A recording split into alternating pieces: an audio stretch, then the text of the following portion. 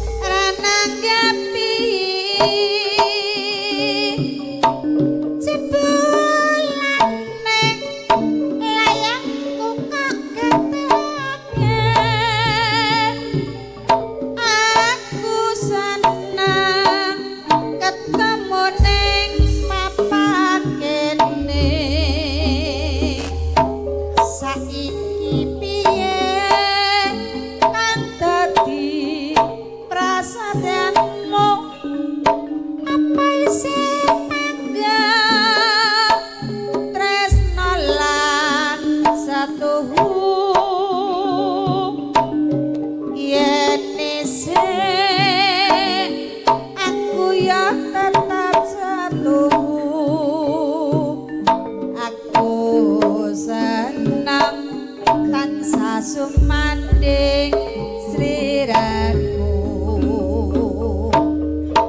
aku seneng yen sliramu teko rene tak kira sliramu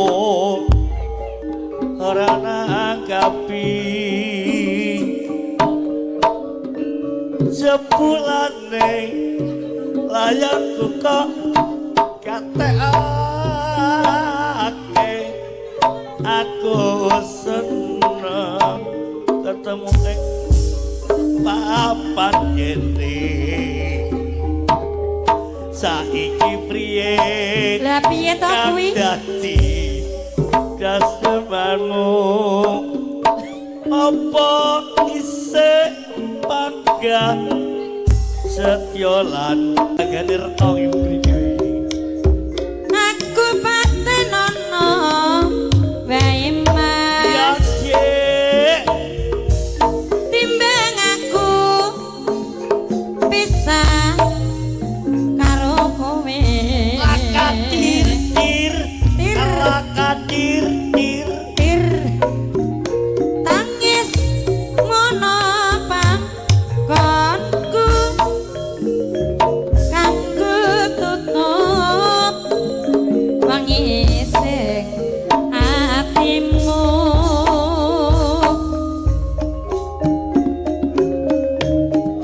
tatune atiku iki mas ya Dik mung sliramu piye Dik sing bisa nambani jelas kok tak tambani kali-kali ngono Dik ya.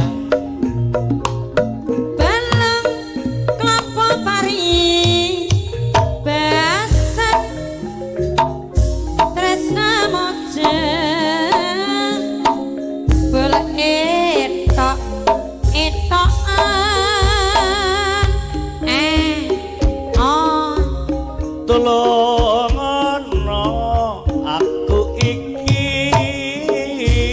ma tenan piye aja nganti aku mbok jati ala katir welasono awak iki mama aku pengen aku gak kumpul kaya ingin pikir kali bojone priya nusul kok wengis temen hatimu Mas Sukri ora Dik aku gak wengis tanpa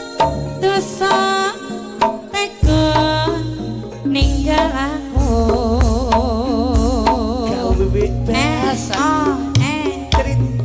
balekno taline tresno aja nganti beber ilang